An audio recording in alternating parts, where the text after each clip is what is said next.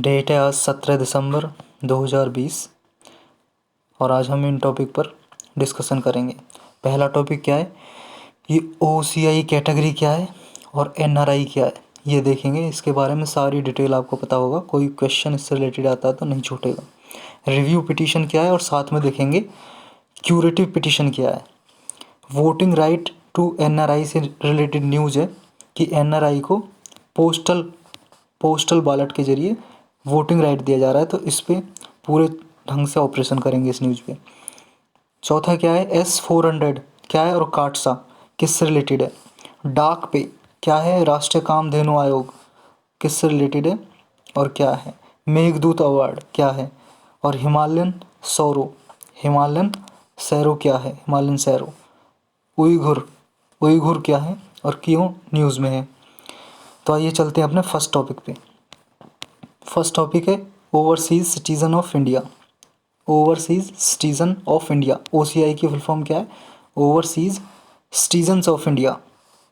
अभी न्यूज़ में क्यों था, क्योंकि हाई कोर्ट, कर्नाटक का हाई कोर्ट है, उसने बोला है कि OCI को भी जो हमारे इंडियन सिटीज़न हैं, भारत के नागरिक हैं, जो उन्हें सुविधा दी जाती है किसी कर्नाटक में एडमिशन लेने के लिए किसी कॉलेज में या यूनिवर्सिटी में, तो उसके जो सिटीज़न को दी जाती है, इंडियन सिटीज़न को, वही OCI को दी जाए।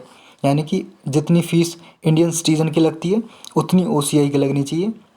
ये कर्नाटक हाई कोर्ट ने कहा था रिसेंटली। तो जो कर्नाटक की गवर्नमेंट है, इस डिसीज़न को उसने अपोज किया, इसलिए न्यूज़ में था। ये सिंगल जज ने दिया था ये डिसीज़न, तो कर्नाटक का जो गवर्नमेंट है, इस डिसीज़न के अगेंस्ट उसने अपील की है, तो इसलिए न्यूज़ में है। तो ये न्यूज़ कि क्या कर्नाटक ने दिया है जजमेंट हाई कोर्ट ने, ये नहीं है न्यूज़। हम ये देखते हैं कि OCI क्या है, OCI के बारे में हमें पता होना चाहिए। OCI आपको फुल फॉर्म बताई दी है, ओवरसीज़ सिटीजनशिप ऑफ इंडिया या सिटीज़न ऑफ इंडिया भी बोल सकते हैं। ये गवर्नमेंट इंडिया ने एक स्कीम लॉन्च की थी, कब, 2005 में। एक सिटीजनशिप अमेंडमेंट एक्ट है जी 1955 का। जब हमारा संविधान कॉन्स्टिट्यूशन बना था तो उसमें आर्टिकल 5 से लेके 11 तक सिटीजनशिप के लिए, नागरिकता कैसे लेनी है, कैसे दी जाएगी भारत की नागरिकता, सारे प्रोविज़न इन आर्टिकल में 5 से 11। और संविधान कॉन्स्टिट्यूशन पार्लियामेंट को पावर देता है कि वो कोई लॉ बना सकता है कि जिसके आधार पर इंडिया सिटीजनशिप देगा किसी के आधार पर। तो इंडिया ने क्या किया, 1955 में एक एक्ट बनाया, citizenship amendment act, citizenship act 1955। तो इस एक्ट में अमेंडमेंट करके 2005 में ये कैटेगरी बनाई, ओवरसीज़ सिटीजनशिप ऑफ इंडिया। तो इसके थ्रू ये जो OCI कार्ड दिया जाता है किसी फॉरेन को, किसी विदेशी को। लेकिन कब कब दिया जाता है, ये सारी कंडीशन हम देखेंगे।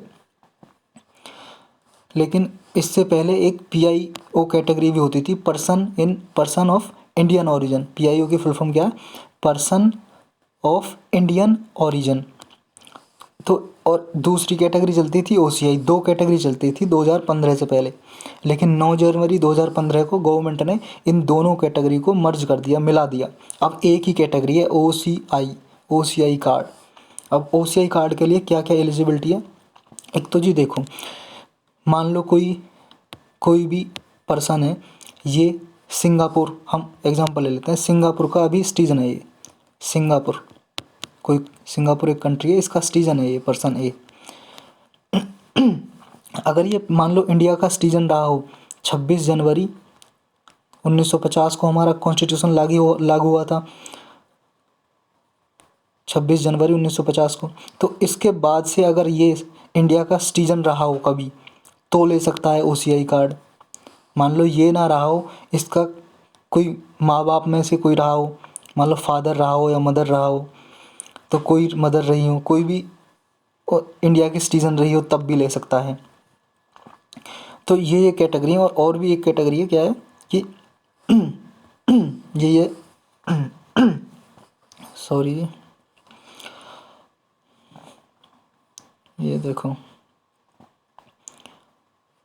इसमें शायद मैंने लिखी नहीं है, आप ये याद रखो कि या तो वो 26 जनवरी 1950 के बाद सिटीज़न रहा हो, या फिर उसका पेरेंट्स में से कोई कोई भी रहा हो, दोनों सिटीज़न रहे हो इंडिया के या कोई भी रहा हो ये। और दूसरा एक एक्सेप्शन और है जी इसमें, उसके पास वैलिड पासपोर्ट भी होना चाहिए। जिस मान लो अभी सिंगापुर का अगर वो सिटीज़न है तो सिंगापुर का वैलिड पासपोर्ट होना चाहिए, तभी वो ओसीआई कार्ड के लिए अप्लाई कर सकता है। सिंगापुर का सिटीज़न तो रहेगा ही रहेगा। और दो कंडीशन जो मैंने पहले बताई है, या तो उसका पेरेंट्स कोई इंडिया का रहा हो सिटीज़न, या खुद रहा हो पहले, या फिर पेरेंट्स में से मदर फादर कोई रहा हो।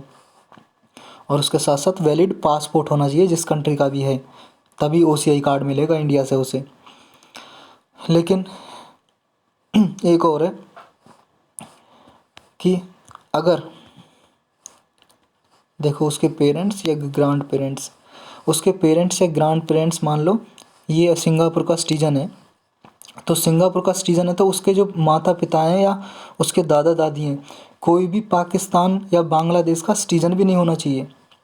मान लो ये सिंगापुर का सिटीज़न है, पर्सन है, और ये पहले भारत का नागरिक रहा था, या फिर इसके मम्मी रही थी नागरिक, या फिर इसके पापा वो भारत से हैं, तो ये ले सकता है। और इसके पास सिंगापुर का वैलिड पासपोर्ट भी है, तो ये एलिजिबल है। लेकिन एक कंडीशन और है कि इसके मम्मी पापा या ग्रैंड पेरेंट्स तो वो पाकिस्तान या बांग्लादेश के सिटीज़न नहीं होने चाहिए। ठीक है, मान लो इसके पास सब कैटेगरी है, ये पहले मान लो ये इंडिया का सिटीज़न रहा है और इसके पास सिंगापुर का वैलिड पासपोर्ट भी है, तो ये ले सकता है, चाहे भले ही इसके मम्मी पापा इंडिया से ना हों। लेकिन इसके मम्मी पापा इंडिया से भले ही नहीं हों, इसके जो पेरेंट्स हैं वो पाकिस्तान और अफ़गानिस्तान के सिटीज़न नहीं होने चाहिए। बस इतना ही है। और आगे क्या है कि अब देखते हैं ओसीआई कार्ड मिल जाता है किसी को भी पर्सन को, तो उसके बेनिफिट क्या हैं, क्या क्या फ़ायदे हैं। उसके फ़ायदे ये जी, जैसे मान लो अब कोई पर्सन सिंगापुर से इंडिया आ रहा है तो उसे वीज़ा लेना पड़ता है, एक तरह से परमिशन लेनी पड़ती है भारत में आने के लिए। वीज़ा वीज़ा कैसे मिलता है, जैसे इंडिया है, इंडिया ने ऑफिसर बैठा रखे हैं सिंगापुर में, किसी कंट्री में, ऐसे सब कंट्री के ऑफिसर बैठे होते हैं जिन्हें एम्बेसडर या एम्बेसी बोलते हैं, या इनके नीचे जब ज़्यादा काम हो जाता है तो कंसुलेट बैठा देते हैं इनके नीचे ऑफिसर। तो ये एम्बेसी एम्बेसडर से सिंगापुर का आदमी इंडिया की एम्बेसी के पास जाएगा जो सिंगापुर में ऑफिस बना हुआ है, तो ये इसे वीज़ा देंगे, परमिशन देंगे। तो ओसीआई कार्ड होल्डर होता है, उसे वीज़ा नहीं लेना पड़ता इंडिया में आने के लिए, पूरा लॉन्ग लाइफ जब तक वो आना चाहे आ सकता है इंडिया में बिना वीज़ा के। एक तो ये फैसिलिटी हो जाती है। दूसरी, जब भी कोई पर्सन बाहर से आता है तो उसे FRRO या FRO ऑफिस में उसे रजिस्टर करना पड़ता है, उसे बताना पड़ता है कि मैं इतने दिन इंडिया में रहूँगा। FRO की फुल फॉर्म है फॉरेनर्स रीजनल रजिस्ट्रेशन ऑफिसर, या फिर फॉरेनर्स रजिस्ट्रेशन ऑफिसर, सिंपल ये भी बोलते हैं। तो कोई भी पर्सन जब बाहर से आएगा तो इस ऑफिसर के पास उसे रजिस्टर कराना पड़ता है कि मैं इतने दिन के लिए, मान लो 3 महीने के लिए या 6 महीने के लिए इंडिया में रुकना चाहता हूँ। लेकिन ओसीआई होल्डर को नहीं रजिस्टर कराने की ज़रूरत है इसमें, FRO में। दो बेनिफिट हो गए, कौन सा, एक तो ना तो वीज़ा लेने की ज़रूरत है और ना इस ऑफिसर के पास रजिस्टर कराने की ज़रूरत है कि मैं कितने दिन रहूँगा नहीं रहूँगा, उसकी मर्ज़ी है। अब लेकिन एक और है कि ये एग्रीकल्चरल प्रॉपर्टी नहीं खरीद सकता इंडिया में, कि ये नहीं है कि खेती के लिए भूमि खरीद के कृषि करने लग गया, प्लांटेशन प्रॉपर्टीज़ खरीद के यहाँ पे कृषि करने लग गया। लेकिन NRI ये सब कुछ कर सकता है। NRI नॉन रेजिडेंट इंडियंस ये कर सकते हैं, इसके बारे में भी जानेंगे जी फुल डिटेल। NRI और जितनी भी NRI को फैसिलिटी होती है बाकी सारी OCI को मिलती हैं। जो ओवरसीज सिटीजन ऑफ इंडिया रहते हैं उनको ये सारी कैटेगरी मिलती हैं, सिवाय एग्रीकल्चरल प्रॉपर्टीज़ नहीं खरीद सकता। हाँ, NRI खरीद सकता है, ठीक है। एग्रीकल्चरल प्रॉपर्टीज़ नहीं खरीद सकता OCI, लेकिन NRI खरीद सकता है। लेकिन बाकी सारी सुविधाएं NRI को होती हैं, वो लगभग होती हैं। और भी बहुत सारी हैं जो NRI को मिलती हैं, OCI को नहीं मिलती, वो आगे भी देखेंगे। OCI को सेम ट्रीटमेंट मिलता है मान लो कोई इंडियन चिल्ड्रन को, किसी बच्चे को इंडिया से अडॉप्ट करना चाहता हो, गोद लेना चाहता हो, तो वो सेम ट्रीटमेंट मिलता है ओसीआई को, एनआरआई को जो मिलता है। दूसरा नेक्स्ट क्या है जी, नेक्स्ट है मान लो किसी मोनूमेंट्स वगैरह में किसी में घूमने जाता है, तो जो टिकट इंडियंस की लगती है वही इसको देनी पड़ती है। जो टेस्ट, मान लो कोई मेडिकल टेस्ट कराना चाहता है, जो जो फीस एनआरआई को देनी पड़ती है वही ओसीआई को देनी पड़ती है। और ये देखो यहाँ लिखा है जो एंट्री फ़ी, मान लो आप रेड फोर्ट में गए हैं, लाल किले पे, तो एक अलग विंडो होती है जी फॉरेनर के लिए टिकट ख़रीदने के लिए। फॉरेनर की टिकट महंगी होती है, लगभग 250-300 रुपये, और जो इंडियन होते हैं उनकी 5-10 रुपये ही होती है टिकट, 5-10 या 50 रुपये। लेकिन ओसीआई के लिए सेम, जो इंडिया के लिए, इंडियंस के लिए, भारतीयों के लिए टिकट है वो सेम लगेगी। नेशनल पार्क में जाएँ, वाइल्ड लाइफ सेंचुरीज़ में जाएँ। और क्या है इसमें कि ये जो ओसीआई कार्ड मिलता है इन्हें, ये कोई भी, मान लो कोई लोकल रेजिडेंशियल प्रूफ देना है तो ये इसे दे सकते हैं, एज ए रेजिडेंशियल प्रूफ कहीं भी दिखा सकते हैं। लेकिन कुछ इस पर रेस्ट्रिक्शन है ओसीआई पे। क्या है कि ओसीआई क्या है, वोट नहीं दे सकता इलेक्शन में। हमारे यहाँ इलेक्शन है क्योंकि हमारे इंडिया का सिटीज़न थोड़ी नहीं है, वो सिटीज़नशिप तो किसी और कंट्री के पास है ना। ये तो कॉमन सेंस की बात है कि हाँ वोट नहीं कर सकता क्योंकि इंडिया का सिटीज़न नहीं है ये, ओवर ओसीआई है सिर्फ। लेकिन एनआरआई वोट कर सकता है, याद रखना, एनआरआई। और इसे ना ये कोई गवर्नमेंट जॉब कर सकता है किसी पब्लिक सर्विस में, कोई पोस्ट, क्योंकि जब गवर्नमेंट जॉब ही नहीं कर सकता तो कोई कॉन्स्टिट्यूशनल पोस्ट है जैसे prime minister, president, vice president, इनके इलेक्शन वगैरह में भी हाई कोर्ट या सुप्रीम कोर्ट का जज भी नहीं बनाया जा सकता। तो ये सब इसके रेस्ट्रिक्शन है। और ये बता ही दिया, एग्रीकल्चर प्रॉपर्टीज़ को ये ख़रीद नहीं सकता अपने नाम पे। इसमें इतना ही था। अब रिव्यू पिटीशन के बारे में देखते हैं। रिव्यू पिटीशन क्या है, अभी न्यूज़ में क्यों थी, क्योंकि जो अभी आपने न्यूज़ में पढ़ा होगा, एक प्रशांत भूषण लॉयर है, वकील हैं, तो उसके खिलाफ़ सुप्रीम कोर्ट ने कंटेम्प्ट ऑफ कोर्ट का केस चलाया था। तो इसीलिए प्रशांत भूषण ने रिव्यू पिटीशन डाली है सुप्रीम कोर्ट में। रिव्यू पिटीशन क्या होती है, देखो जी, कोई सुप्रीम कोर्ट जब कोई भी जजमेंट दे दे, एक बार फैसला दे दे, वर्डिक्ट दे दे, ये मान लो सुप्रीम कोर्ट का ऐसा जजमेंट है, सलमान खान जैसा, एक बार कमिटमेंट कर दिया तो फिर ये अपने आप की भी नहीं सुनता। लेकिन सुप्रीम कोर्ट सुनता है अपने आप की। कैसे? ये रिव्यू पिटीशन के वजह से। लेकिन सुप्रीम कोर्ट ने एक बार कमिटमेंट कर दी, मतलब एक बार जजमेंट दे दिया, कोई वर्डिक्ट दे दिया, फैसला सुना दिया, तो वो लॉ ऑफ द लैंड बन जाता है। मतलब इंडिया का कानून की तरह काम करता है कि सारे कोर्ट आगे कोई भी केस सुनाएंगे तो इस जजमेंट को आधार बना के सुनाएंगे, अगर उससे उससे रिलेटेड कोई केस है तो। समझ आया? मतलब सुप्रीम कोर्ट का जजमेंट पूरे ऑल इंडिया चलेगा, और कोई भी कोर्ट कोई आगे इस केस से रिलेटेड, मान लो किसी प्रॉपर्टी से रिलेटेड केस सुनाया, तो आगे कोई भी कोर्ट जजमेंट देगी तो सुप्रीम कोर्ट के जजमेंट के अनुसार ही आगे फैसला सुनाएगी। ये कॉन्स्टिट्यूशन के आर्टिकल 137 से रिव्यू पिटीशन आती है कि कोई भी सुप्रीम कोर्ट अपने जजमेंट को रिव्यू कर सकता है। रिव्यू कर सकता है मतलब दोबारा देख सकता है कि कोई गलती तो नहीं कर दी है, तो दोबारा रिव्यू कर सकता है। कोई अगर कोई स्पेसिफिक नैरो ग्राउंड है कुछ भी। दूसरा इसमें कुछ ये है जी कि अगर जब रिव्यू करेगा सुप्रीम कोर्ट तो कोई फ्रेश अपील नहीं कर सकता कोई भी बंदा। मान लो रिव्यू पिटीशन डाली है, इसका मतलब ये नहीं है फ्रेश अपील, केस को दोबारा से देखा जाएगा शुरू से, नहीं। जो केस ऑलरेडी सुना दिया उसमें ही कोई एरर हो गई है, कोई गलती मिस्टेक हो गई है, तो उन्हीं को सिर्फ सुप्रीम कोर्ट देखेगा, इंस्पेक्ट करेगा कि कोई गलती तो नहीं है, कोई एरर है या मिस्टेक है, तो उसी को ही सही करने की कोशिश करता है सुप्रीम कोर्ट। दोबारा फ्रेश केस नहीं लेता, ये याद रखना कि दोबारा फ्रेश मतलब शुरू से केस की जांच नहीं करता है।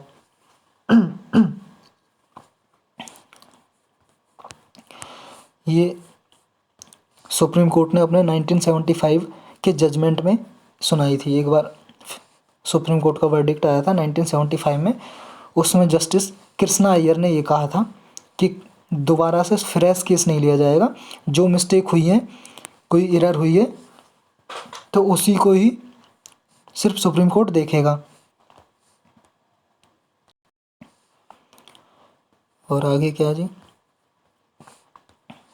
ये देखो, इसका मतलब ये नहीं है कि वो अपील कर सकता है दोबारा, इसका मतलब अपील नहीं है। रिव्यू का मतलब है कि सिर्फ जो एरर है उसी को ही देखेगा, फ्रेश केस नहीं लेगा। दोबारा से फ्रेश का मतलब है दोबारा से शुरू से केस की दोबारा सुनेगा नहीं सुप्रीम कोर्ट, दोबारा से हियरिंग हो नहीं। रिव्यू पिटीशन को कौन कौन फाइल कर सकता है ये और देख लो। रिव्यू पिटीशन, मान लो किसी केस अभी जजमेंट दिया सुप्रीम कोर्ट ने, तो कोई भी अग्रीव्ड पार्टी मतलब कोई भी प्रभावित है इस जजमेंट से, तो वो रिव्यू पिटीशन डाल सकता है। ये नहीं कि जिस मान लो प्रशांत भूषण के खिलाफ केस मतलब जजमेंट सुनाया था सुप्रीम कोर्ट ने, तो सिर्फ प्रशांत भूषण ही नहीं जा सकता है रिव्यू पिटीशन डालने। रिव्यू पिटीशन मान लो कोई और पार्टी इससे अफेक्ट है, कोई और पर्सन अफेक्ट होता है, तो वो भी जा सकता है रिव्यू पिटीशन डालने। समझ आया जी? कि सिर्फ क्या है कि जिस पे केस चल रहा है वो ही रिव्यू पिटीशन नहीं डाल सकता, कोई और भी डाल सकता है उसके रिव्यू पिटीशन उस केस में। और रिव्यू पिटीशन क्या है कि 30 दिन के अंदर अंदर, मान लो आज जजमेंट दिया है तो with in 30 days he supreme court review petition ले सकता है। लेकिन हाँ, एक्सेप्शनल केसेस में क्या है, अगर सुप्रीम कोर्ट को लगे कि कोई स्ट्रॉन्ग रीज़न दे, मान लो जो पर्सन रिव्यू पिटीशन डालना चाहता है वो कोई वैलिड रीज़न दे कि मैं इस वजह से 30 डेज़ के अंदर अंदर रिव्यू पिटीशन डालने नहीं आ पाया, तो उसे छूट भी दी जा सकती है कि आगे टाइम एक्सटेंड किया जा सकता है। हाँ, हम आपकी रिव्यू पिटीशन 30 डेज़ के बाद भी ले लेंगे सुप्रीम कोर्ट अगर चाहे तो, अगर वैलिड रीज़न दे वो पर्सन। नेक्स्ट क्या है कि इसमें जब रिव्यू पिटीशन डाली जाती है ना, तो इसमें जनरली क्या है कि ओरल आर्गूमेंट नहीं होती, मतलब मौखिक जो आर्गूमेंट बहस होती है वो नहीं होती। सिर्फ क्या है कि जजमेंट सिर्फ सर्कुलेट करते हैं, देखते हैं कि जजमेंट में क्या क्या एरर है, मिस्टेक है, वही जनरली नहीं देती। लेकिन एक्सेप्शनल केसेस में क्या है कि ओरल पिटीशन मतलब ओरल जो आर्गूमेंट्स है वो अलाउ भी कर सकता है सुप्रीम कोर्ट। एक चीज़ और है, जब रिव्यू पिटीशन डाल दी तो जो जज ने, मोस्ट प्रोबेबली यही होता है, जिस जज ने, मान लो 1 2 3 जज कोई भी हैं, जिस जज ने या 2 3 जज हैं उन्होंने फैसला सुनाया है, तो जब रिव्यू पिटीशन डाली जाएगी तो जिन जजों ने फैसला सुनाया है वो ही जज रिव्यू पिटीशन को भी देखते हैं। अगर मान लो कोई जज रिटायर हो गया या अवेलेबल नहीं है, तो वो उस जज के जगह पे ऐसा जज आएगा जो उसके बराबर सीनियर हो, मतलब उसके बराबर एक्सपीरियंस हो, उसे सीनियरिटी हो। नेक्स्ट क्या है, ये देखो, ये लिखा है इन एक्सेप्शनल केसेस में, बहुत ही मान लो कोई रेयर केस है तो सुप्रीम कोर्ट और ओरल हियरिंग अलाउ भी कर सकता है। जनरली ओरल हियरिंग मौखिक जो आर्गूमेंट होती है अलाउ नहीं करता है रिव्यू पिटीशन में, लेकिन एक्सेप्शनल केसेस में कर सकता है। ये बात याद रखनी है, एक्सेप्शनल केसेस में कर सकता है, जनरली नहीं करता। कोई रेयर केस है तो कर सकता है। ये 2014 में केस था एक, सुप्रीम कोर्ट ने तब ये फैसला दिया था। और रिव्यू पिटीशन की जो डेथ पेनल्टी दी जाती है, जिसमें मृत्यु की सज़ा सुना दी जाती है, उन केसेस में सुप्रीम कोर्ट सारे केसेस में ओरल हियरिंग दे सकता है, अलाउ कर सकता है, मौखिक आर्गूमेंट अलाउ कर सकता है। ये 2014 के केसेस में कहा था सुप्रीम कोर्ट ने कि अगर कोई किसी को, मान लो सुप्रीम कोर्ट ने मृत्यु की सज़ा सुना दी है, फांसी की सज़ा सुना दी है, डेथ पेनल्टी दे दी है, तो तब रिव्यू पिटीशन डाली गई है तो ओरल आर्गूमेंट मौखिक जो बहस होती है अलाउ कर सकता है, जनरली नहीं करता है ओरल हियरिंग, ये याद रखनी है। अब रिव्यू पिटीशन के बाद भी मान लो किसी ने पर्सन को सज़ा सुनाई है, रिव्यू पिटीशन भी डाल दी और सुप्रीम कोर्ट ने फिर भी इसे वही सज़ा सुनाई, तो फिर भी इसके पास कोई ऑप्शन बचता है क्या कि ये सुप्रीम कोर्ट के पास फिर जा सके? हाँ, फिर भी एक इसके पास ऑप्शन है। रिव्यू पिटीशन के बाद है जी क्यूरेटिव पिटीशन। ये जी क्यूरेटिव पिटीशन, ये कहाँ से आई? ये सुप्रीम कोर्ट ने ही एक रूपा हुर्रा वर्सेस अशोक हुर्रा केस था, रूपा हुर्रा वर्सेस अशोक हुर्रा केस 2002 में इस कॉन्सेप्ट को लेके आया सुप्रीम कोर्ट कि कोई भी पर्सन रिव्यू पिटीशन के बाद भी पिटीशन डाल सकता है। पिटीशन का मतलब है जी याचिका, सुप्रीम कोर्ट में अपील करना, मतलब उस रिव्यू पिटीशन के बाद भी क्यूरेटिव पिटीशन डाल सकता है और सुप्रीम कोर्ट इसे केस को दोबारा सुन सकता है। लेकिन वो ये भी फ्रेश केस नहीं लेगा, ये भी जो कोई एरर हुई है तो वो दोबारा देख सकता है, मतलब इसे रिव्यू पिटीशन के बाद भी ऑप्शन मिल जाते हैं क्यूरेटिव पिटीशन। इसमें सिर्फ इतना ही था।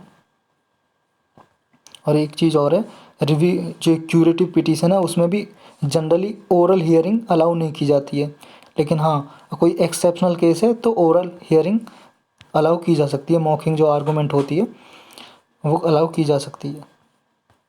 नेक्स्ट क्या है, postal voting right to NRI. अभी क्या है, इलेक्शन कमीशन ने प्रपोज रखा है कि कुछ कंट्रियों को में जो एनआरआई रहते हैं, एनआरआई की फुल फॉर्म है जी नॉन रेजिडेंट इंडियन, गैर निवासी भारतीय, नॉन रेजिडेंट इंडियंस, मतलब जो इंडिया में नहीं रहते, इंडिया के सिटीजन है लेकिन इंडिया में नहीं रहते, फिर कहाँ रहते हैं, बाहर विदेशों में रहते हैं। और कब एनआरआई का स्टेटस मिलता है, मान लो कोई इंडिया का सिटीज़न है, वो 182 डेज से कम रहता है साल में। साल में 365 दिन होते हैं जी। अब कोई मान लो 182 दिन से कम रहा है इंडिया में और बाहर विदेश में रहा है, 182 दिन से कम रहा है इंडिया में और ज़्यादातर फॉरेन में रहा है, विदेश में रहा है, अब्रॉड में रहा है, तो उसे एनआरआई डिक्लेयर कर दिया जाता है। तो इलेक्शन कमीशन ने क्या है कि अभी क्या है, एनआरआई को वोटिंग करनी होती है। मान लो कोई इलेक्शन होता है तो वोटिंग करनी होती है, तो एनआरआई को यहाँ पे आना पड़ता है जब वोटिंग करनी होती है। दूसरा उसके पास कोई ऑप्शन है नहीं। तो इलेक्शन कमीशन ने अभी ये प्रपोजल रखा है कि इन्हें वहीं कंट्री में, जिस कंट्री में रहते हैं वहीं रह के ही वोटिंग का अधिकार होना चाहिए वहीं से, ताकि पोस्टल बैलेट के ज़रिए मतलब पोस्ट कर दें, अपना जो भी वोटिंग है पोस्ट कर दें, डाक द्वारा भेज दें, तो इन्हें राइट दिया जाना चाहिए पोस्ट के द्वारा वोटिंग कर दें, वहीं से आने की ज़रूरत ना पड़े। तो ये प्रपोजल अभी इलेक्शन कमीशन ने कौन कौन सी कंट्री के लिए रखा है कि जो यूनाइटेड स्टेट में, अमेरिका में रहते हैं, कनाडा में रहते हैं, New Zealand, Japan, Australia, Germany, France, south Africa में रहते हैं, इनको कम से कम पहले दी जाए एनआरआई को वोटिंग फैसिलिटी। ये क्यों दी जा रही है, क्योंकि एनआरआई बहुत ज़्यादा बाहर रहते हैं। एक यूएन की रिपोर्ट के अनुसार, यूनाइटेड नेशन की रिपोर्ट के अनुसार 2015 में रिपोर्ट आई थी, उसमें कहा था इंडिया में जितने भी लोग बाहर रहते हैं, मतलब जो वर्ल्ड में सबसे ज़्यादा रहते हैं इंडिया के लोग बाहर, कितने, 16 मिलियन पीपल, 16 मिलियन पीपल, लगभग 1,60,00,000 पीपल बाहर रहते हैं इंडिया के। इन्हें इंडियाज़ डायस्पोरा वही कहते हैं जी, जो बाहर लोग रहते हैं इंडिया की, डायस्पोरा बोलते हैं उन्हें, डायस्पोरा पॉपुलेशन, जो वर्ल्ड में सबसे लार्जेस्ट है। किसी भी कंट्री की बाहर जितने भी डायस्पोरा रहते हैं, इंडिया का सबसे ज़्यादा रहता है। अभी क्या है, जब वोटिंग होती है तो मैक्सिमम एक लाख, लगभग 1 लाख लोग ही वोटिंग करने आते हैं यहाँ पे। और उन 1 लाख में भी क्या है कि सबसे ज़्यादा लास्ट इलेक्शन में सबसे ज़्यादा केरल से जो लोग गए थे वो आए थे 89,000। इसलिए इनको वोटिंग राइट दिया जा रहा है कि वहीं से पोस्टल बैलेट के ज़रिए कर दें। लेकिन गल्फ़ कंट्रीज़ के लिए अभी कंसीडर नहीं किया गया है कि जो गल्फ़ कंट्रीज़ में रहते हैं ना इंडिया के लोग, उनको अभी पोस्टल बैलेट के ज़रिए नहीं दिया जा रहा है वोटिंग राइट। गल्फ़ कंट्रीज़ कौन सी हैं जी, गल्फ़ कंट्रीज़ वो जो पर्शियन गल्फ़ है ना, आपने मैप पे देखा होगा, ईरान, इराक और सऊदी अरबिया के बीच एक पर्शियन गल्फ़ है। जो इस पर्शियन गल्फ़ से कंट्री लगते हैं ना, जैसे Saudi Arabia, Kuwait, Bahrain, UAE, Yemen, UAE और ये ओमान, सऊदी अरबिया, तो इन कंट्री को, कुवैत, इन कंट्रीज़ को गल्फ़ कंट्रीज़ बोला जाता है। तो इनको अभी कंसीडर नहीं किया इलेक्शन कमीशन ने, इनमें जो एनआरआई रहते हैं इनको भी पोस्टल वोटिंग राइट दिया जाए। क्यों नहीं किया इनको, क्योंकि जी यहाँ पे ऑटोक्रेटिक गवर्नमेंट है, डेमोक्रेटिक एक्सरसाइज, मतलब यहाँ पे डेमोक्रेसी नहीं है। गवर्नमेंट क्या है, ऑटोक्रेटिक है, नॉन डेमोक्रेटिक है। और जब एनआरआई को क्या है, वोट पोस्टल द्वारा वोट करनी होगी, तो जो इन कंट्रीज़ में इंडिया के एम्बेसी बने हुए हैं ना, एम्बेसडर, वो क्या है, एनआरआई को यहाँ पे इस बाल जो पोस्टल बैलेट है, एनआरआई को एम्बेसी को देना पड़ेगा ना, लिफाफे में वोटिंग करेगा जब ये, तो एम्बेसी को देनी पड़ेगा अपना पोस्टल बैलेट। तो बहुत सारी लंबी लाइन लग जाएगी। तो ये सोचा है गल्फ़ कंट्रीज़ अलाउ ना करें इतनी लंबी लाइन को, क्योंकि नॉन डेमोक्रेटिक है, इन्हें टाइम लग सकता है, तो इसलिए अभी कंसीडर नहीं किया है गल्फ़ कंट्रीज़ को। अच्छा ये देख लेते हैं, जब मान लो अप्रूव कर दी जाए, गवर्नमेंट अप्रूव कर दे पोस्टल बैलेट के जरिए एनआरआई को वोटिंग राइट, तो क्या प्रक्रिया होगी, क्या इसके लिए व्यवस्था, प्रोसीजर क्या इलेक्शन कमीशन ने प्रपोज किया है। इलेक्शन कमीशन ने कहा है कि जब मान लो इलेक्शन का नोटिफिकेशन जारी हो जाए, इलेक्शन का नोटिफिकेशन जारी हो जाए, तो तब क्या है, इलेक्शन का नोटिफिकेशन कौन जारी करता है, प्रेसिडेंट। मान लो लोकसभा का इलेक्शन है तो प्रेसिडेंट, और असेंबली का, स्टेट में इलेक्शन है तो गवर्नर करता है। और इलेक्शन का शेड्यूल कौन जारी करता है, शेड्यूल, एक इलेक्शन का शेड्यूल करता है इलेक्शन कमीशन। अगर स्टेट में है तो इलेक्शन कमीशन स्टेट का, और पूरे कंट्री में है तो election commission of India, sorry local, उसमें है तो लोकल बॉडीज़ के लिए कराता है ना स्टेट का इलेक्शन कमीशन। तो मान लो सेंटर स्टेट में इलेक्शन है असेंबली के या लोकसभा के, इलेक्शन कमीशन इलेक्शन शेड्यूल जारी करता है, इशू करता है कि इस तारीख से इलेक्शन होंगे। और फिर उसके बाद इलेक्शन नोटिफिकेशन होता है, उसे प्रेसिडेंट या गवर्नर करते हैं।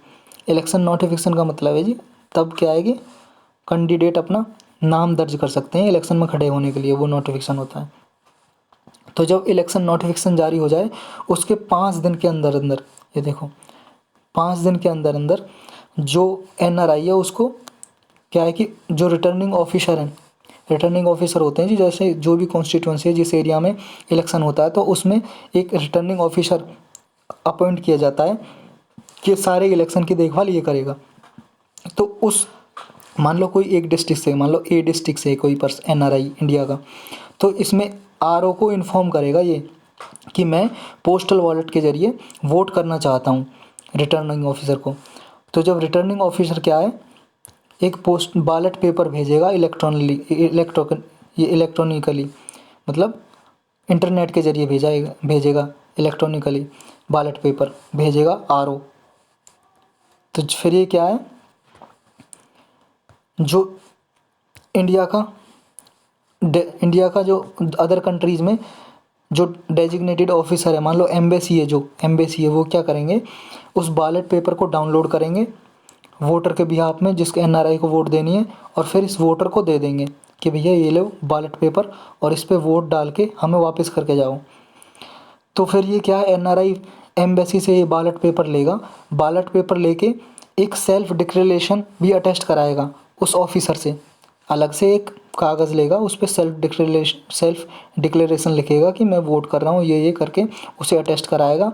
और इसको इसके साथ उसमें अपना कुछ एड्रेस नाम वगैरह डालेगा सब कुछ, और एक बैलेट पेपर जो होगा उस पर वोट डाल के, मान लो ये बैलेट पेपर है, इस पर पार्टियों के नाम और सिंबल होंगे ना, जहाँ वोट डाल लिए उस पर वोट डाल के निशान लगा के, और उसे एक इन्वेलप में पैक करके, एक लिफाफे में पैक करके सेल्फ डिक्लेरेशन के साथ, एक तो सेल्फ डिक्लेरेशन होगा जिसे अटेस्ट कराएगा एम्बेसी से जो डेजिग्नेटेड ऑफिसर होगा दूसरे कंट्री में, और अपना वोटिंग, दोनों को पैक करके एक लिफाफे में एनवलप में दोबारा वापस कर देगा किसको, उसी ऑफिसर को जिसने उसे बैलेट पेपर दिया था। और फिर ये क्या है, उसके एरिया में जहाँ से भी है, ए डिस्ट्रिक्ट से, वहाँ पे आरओ को पोस्ट कर देगा ये, इस तरह से वोट डाली जाएगी। ये देखो ये है, ये then dispatch all the envelopes to the election officer concern का मतलब है जहाँ से वो बिलोंग करता है एनआरआई इंडिया में, वहाँ पे भेज देगा। अभी प्रोसेस क्या है एनआरआई को, यही है कि एनआरआई को पहले, एनआरआई को भी वोटिंग राइट नहीं था, 2011 में दिया गया है ये वोटिंग राइट एनआरआई को, आरपी एक्ट में, ये रिप्रेजेंटेशन ऑफ पीपल एक्ट 1950 के एक्ट में अमेंडमेंट करके 2011 में एनआरआई को राइट दिया था। और अभी क्या है, उसे जहाँ पे से भी बिलोंग करता है, जिस कॉन्स्टिट्यूंसी से, जिस एरिया से वो बिलोंग करता है एनआरआई, वहाँ पे वोट डालने के लिए आना पड़ता है उसे, और पासपोर्ट दिखाना पड़ता है, तब उसे वोट करता है वो। अभी क्या है कि एक बिल लाया गया था लोकसभा में, बिल लाया गया था कि जो एनआरआई हैं उनको ये राइट भी दिया जाए, प्रॉक्सी वोटिंग राइट का। प्रॉक्सी का मतलब है जी कि एनआरआई वहीं पर रहे, किसी आदमी को बोल दे कि मेरे बिहाफ पे ये वोट कर दे, किसी आदमी को अपनी जगह अपॉइंट कर दे कि भैया तू वोट कर दे मेरे लिए। तो ये प्रॉक्सी वोटिंग बोलते हैं इसे। प्रॉक्सी वोटिंग राइट देने के लिए एनआरआई को बिल लाया गया था, जो लोकसभा में पास हो चुका है, लेकिन राज्यसभा से पास नहीं हुआ है, राज्यसभा में पेंडिंग पड़ा है, अभी ये पास नहीं हुआ, कानून नहीं बना है। तो अभी प्रॉक्सी वोटिंग राइट भी नहीं है इनके पास। तो बस इतना ही था इसमें। चलते हैं अपने नेक्स्ट टॉपिक पे। नेक्स्ट टॉपिक क्या है? US sanction Turkey. अमेरिका ने टर्की पे प्रतिबंध लगा दिए हैं। किस वजह से? अमेरिका का एक एक्ट है, काट्सा एक्ट, उसके अंडर ये कब लगता है? जब कोई भी, मान लो ये 3 कंट्रीज़ हैं अमेरिका के एडवर्सरीज, मतलब विरोधी, ईरान, रसिया और नॉर्थ कोरिया। ईरान, रसिया और नॉर्थ कोरिया, ये 3 कंट्रीज से कोई डील करता है और तो क्या है कि वो अमेरिका उस पर सैंक्शन लगा देता है, प्रतिबंध। सैंक्शन का मतलब होता है जी प्रतिबंध, मतलब ट्रेड व्रेड करना उसे बंद कर देता है। सैंक्शन का सिंपल मतलब ट्रेड करना, व्यापार करना बंद। तो टर्की पे लगा दिया है ये सैंक्शन। क्यों? क्योंकि टर्की ने रसिया से ना S-400 डिफेंस मिसाइल सिस्टम खरीदा है रसिया से, तो इसलिए इसने टर्की पे लगा दिया कि भैया सैंक्शन लगा दिया कि अब व्यापार तुमसे नहीं होगा। अब ये S-400 क्या है मिसाइल सिस्टम, ये देख लेते हैं। ये surface to air missile system है, सैम सिस्टम भी बोलते हैं रसिया का। इसका फुल फॉर्म यही बोलते हैं, MLR सैम। MLR सैम का मतलब क्या है? Modern long range surface to air missile है ये। एक अमेरिका की थार्ड मिसाइल सिस्टम है। थार्ड UPSC ने एक बार एग्जाम में पूछ चुका है, सिर्फ सिंपल कि थार्ड क्या है। सिंपल 1 लाइनर क्वेश्चन था, थार्ड है क्या।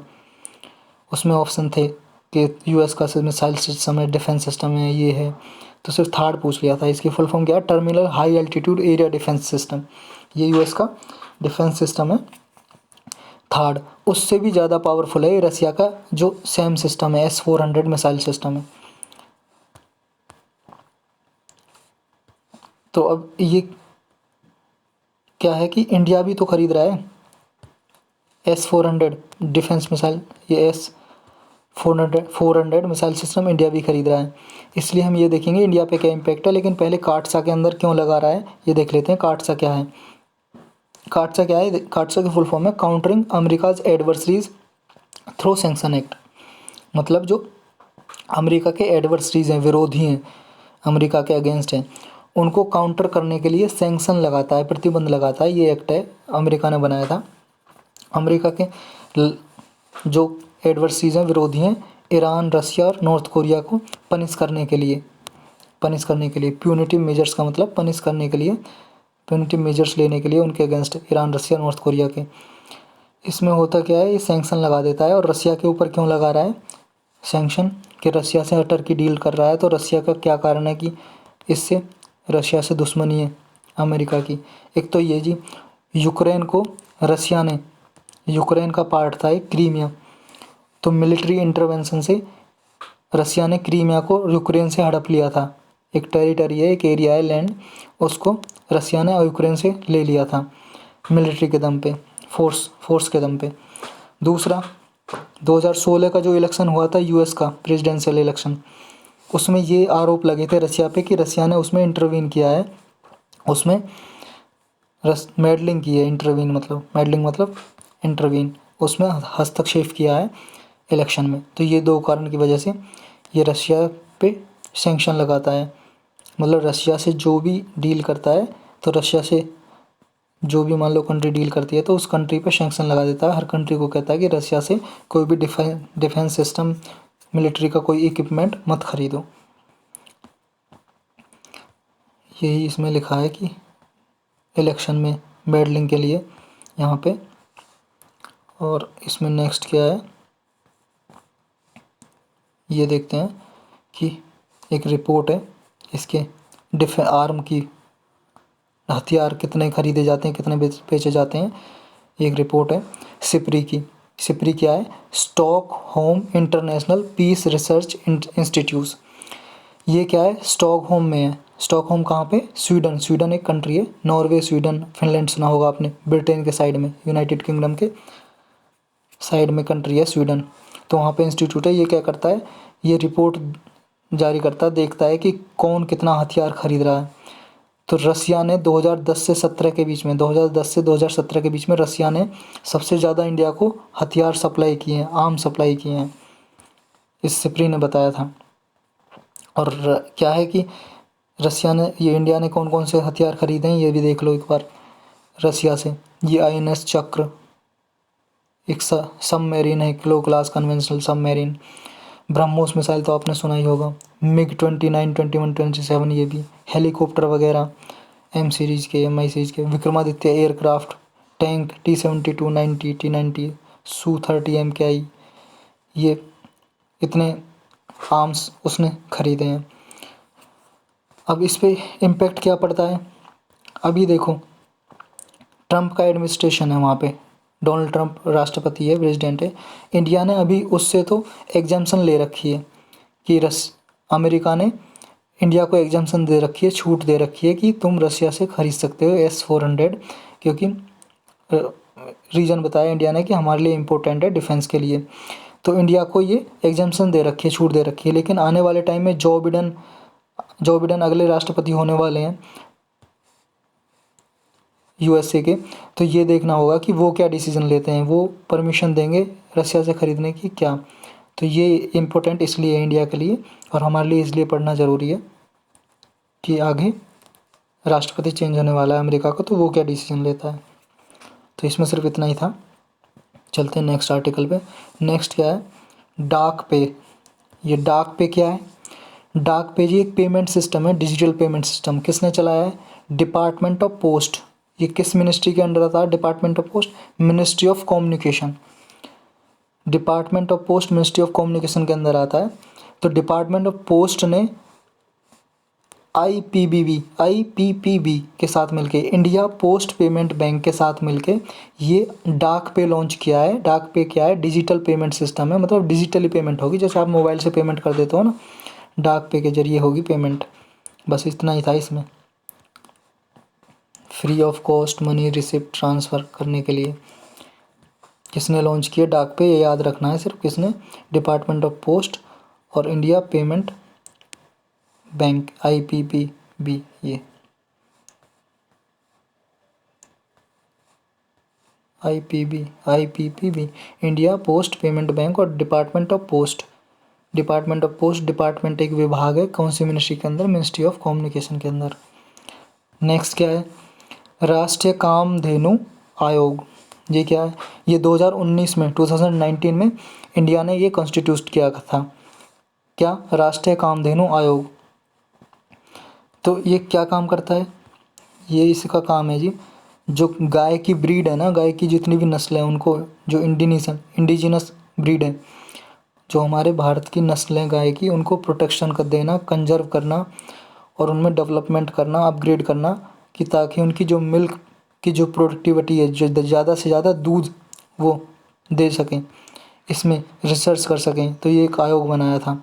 कौन सी मिनिस्ट्री के अंदर बनाया था ये कामधेनु आयोग, राष्ट्रीय कामधेनु आयोग किस मिनिस्ट्री के अंदर, ministry of fisheries, animal husbandry and dairies. Fisheries का मंत्रालय है, एनिमल हस्बेंड्री और डेयरी का, ये मिनिस्ट्री याद रखनी है। ये कामधेनु, राष्ट्रीय कामधेनु आयोग कौन सी मिनिस्ट्री के अंडर है, ministry of fisheries, animal husbandry and dairying, ये मिनिस्ट्री याद कर लेना अच्छे से। किस मिनिस्ट्री के अंदर है कामधेनु आयोग, इसके। तो ये जो कामधेनु आयोग है, ये फंक्शन किस के अंदर फंक्शन करेगा, ये इंटीग्रल पार्ट है किसका, राष्ट्रीय गोकुल मिशन। राष्ट्रीय गोकुल मिशन इंडिया ने लॉन्च किया था, किस लिए, वही काऊ की, जो गाय की ब्रीड है उनमें अपग्रेडेशन करने के लिए, क्रॉस ब्रीडिंग कराने के लिए। क्रॉस ब्रीडिंग मतलब जो नस्ल है गाय की, एक दूसरे में क्रॉस ब्रीडिंग कराना, ताकि अच्छी क्वालिटी की गाय प्रोड्यूस की जा सकें। तो इसलिए राष्ट्रीय गोकुल मिशन चलाया था।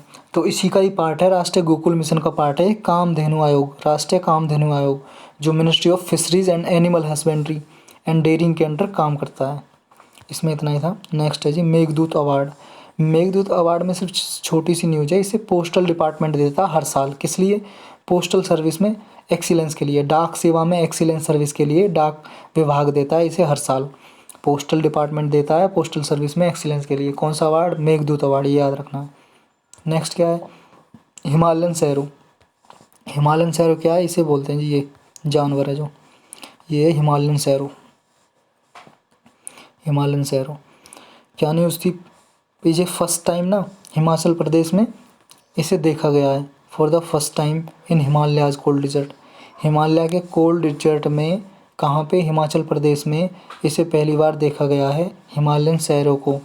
ये आपने देख लिया है कैसी होती है, लगभग बकरी, गधे, गाय और पिग, इन तीनों का, चारों का कॉम्बिनेशन है इसमें। ऐसी इनके इनके जैसी ये लगती है कहीं कहीं से, इसलिए इसे बोला है, इसे resemble of cross between goat, donkey, cow, pig.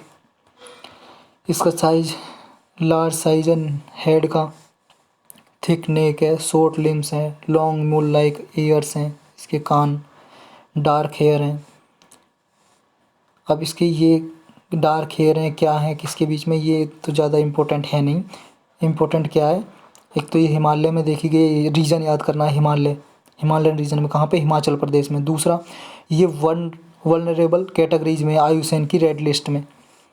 IUCN क्या है? International union for conservation of nature. ये क्या है जी? एक नॉन प्रॉफिट ऑर्गेनाइजेशन है।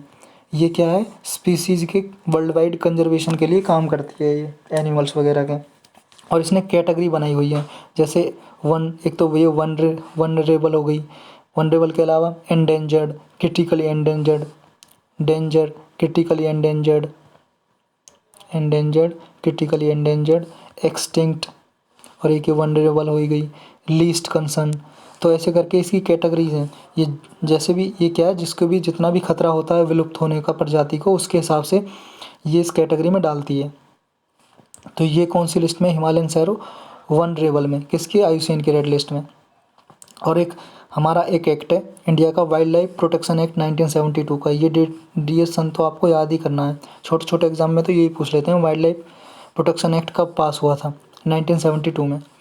तो उसके शेड्यूल 1 में है ये, हिमालयन शेरों को किस में लिस्ट किया गया? शेड्यूल 1 में। किसके? इस एक्ट के। और IUCN की लिस्ट में, रेड लिस्ट में कौन सी कैटेगरी में? वनरेबल की कैटेगरी में। ये याद रख करना है आपको। नेक्स्ट, इसमें इतना ही था। नेक्स्ट है जी उइघुर। उइघुर कौन है जी? ये उइघुर मुस्लिम है चाइना में।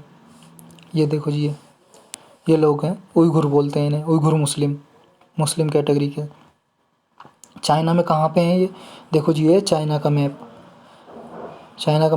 है जी। ये यहाँ पे नीचे इंडिया है, यहाँ पे ये तिब्बत है, यहाँ पे, यहाँ नीचे इंडिया है, ये पाकिस्तान, ये बांग्लादेश है यहाँ पे। तो ये जो प्रोविंस है चाइना का, ये स्टेट है जिनजियांग, इसमें रहते हैं उइघुर मुस्लिम यहाँ पे। अभी न्यूज़ में क्यों है? न्यूज़ में इसलिए है जी, यहाँ पे अभी न्यूज़ आई है कि चाइना इन्हें फोर्सफुली, एक रिपोर्ट आई थी, चाइना इन्हें फोर्स लेबर कराता है। और जैसे नाइकी, एडिडास कंपनीज हैं, वहाँ इन कंपनियों में फोर्स लेबर करते हैं ये। चाइना इन पर अत्याचार करता है। फोर्स लेबर का मतलब है जी, उन पर ज़बरदस्ती काम कराना, या काम करा के उन्हें पैसे ना देना, कम पैसे में काम कराना, ये सब फोर्स लेबर की कैटेगरीज में आते हैं।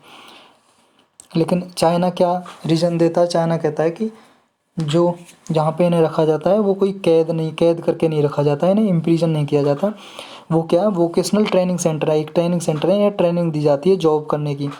तो ये रीज़न देता है चाइना। उइगुर्स क्या है? मैंने बता दिया, मुस्लिम माइनॉरिटीज़ हैं चाइना में, जो नॉर्थ वेस्टर्न रीजन में रहते हैं, जिनजियांग प्रोविंस के। ये कहाँ किससे बिलोंग करते हैं? टर्की के जो लोग हैं ना, टर्की के कल्चर है उससे बिलोंग करते हैं उइगर मुस्लिम। जो तुर्की में कल्चर है वो उसी से बिलोंग करते हैं ये। चाइना क्यों टारगेट करता है इन्हें? चाइना इसलिए करता है, एक तो जिनजियांग जो रीजन है चाइना के अंदर ऑटोनोमस रीजन है, चाइना की का प्रोविंस है, चाइना का ही पार्ट है जिनजियांग, लेकिन चाइना के अंदर ही ऑटोनोमस रीजन है ये एक, जो किस किस से बॉर्डर करता है। किसका बॉर्डर किस किस से? इंडिया से, पाकिस्तान, रसिया, अफ़गानिस्तान, और भी जो इसके वेस्ट में कंट्रीज़ हैं, ऐसी कई सारी कंट्रीज से, 8 कंट्रीज से इसका बॉर्डर लगता है। तो इससे क्या क्या है कि चाइना को डर रहता है कि मान लो पाकिस्तान मुस्लिम लोग हैं, पाकिस्तान इन्हें सपोर्ट ना करे, कि ये इंडिपेंडेंट ना मांगने लगें, चाइना से अलग ना हो जाए ये स्टेट, तो फोर्सफुली इन्हें दबा के रखता है। हुआ क्या था कि कुछ डिकेड पहले, कुछ डिकेड का मतलब है जी दशक, 10 साल को डिकेड बोलते हैं। ये डिकेड है ना, डिकेड मतलब 10 साल। कुछ दशक पहले क्या था कि जो ये जिनजियांग प्रोविंस है ना, जिनजियांग प्रोविंस, यहाँ पे उइगर मुस्लिम बहुत ज़्यादा रहते थे, इनकी जो पॉपुलेशन थी बहुत ज़्यादा थी। तो चाइना ने क्या किया, अपने ईस्ट चाइना से कुछ लोग हान चाइनीज़ लोग हैं जी, एक कैटेगरी है चाइनीज़ की, हान चाइनीज़ लोगों को यहाँ पे लाके बसा दिया।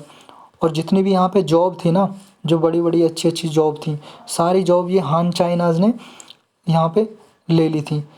तो क्या है कि उइगर जो मुस्लिम थे उनके लिए जॉब ही नहीं बची, उन्हें लगा कि हमारी जो है जॉब्स वगैरह लाइवलीहुड है जो थ्रेट के अंडर आ गया, मतलब खतरा है हमारी लाइवलीहुड के लिए। तो यहाँ पे दंगे प्रसाद हो गए, रियॉट्स हो गए, वायलेंस हो गया 2009 में, जिसमें 200 लोग मारे गए, 200 लोग मारे गए। अब इसकी वजह से चाइना इन्हें कंट्रोल करके रखता है उइगर मुस्लिम को, क्योंकि ये सोचता है चाइना की ये इंडिपेंडेंट स्टेट्स की मांग ना कर दें और चाइना से अलग ना हों। और वही पाकिस्तान से भी डर रहता है, पाकिस्तान सपोर्ट कर सकता है इन्हें सेपरेटिस्ट मूवमेंट के लिए, अलग होने के लिए चाइना से। तो इसलिए ये इन्हें फोर्सफुली दबा के रखता है, ऐसा रिपोर्ट में है, आया जो रिपोर्ट एक्टिविस्ट ने रिपोर्ट जारी की है। तो यही था उइगर मुस्लिम कहाँ से बिलोंग करते हैं, चाइना की जिनजियांग प्रोविंस से, जिनजियांग प्रोविंस से, ये आपको याद करना है, चाइना में है। आज के डिस्कशन में सिर्फ इतना ही था। ज़्यादा से ज़्यादा शेयर और सब्सक्राइब का बटन दिख रहा होगा आपको, रेड सा बटन, उस पर क्लिक कर दीजिए और शेयर करिए। Thank you very much.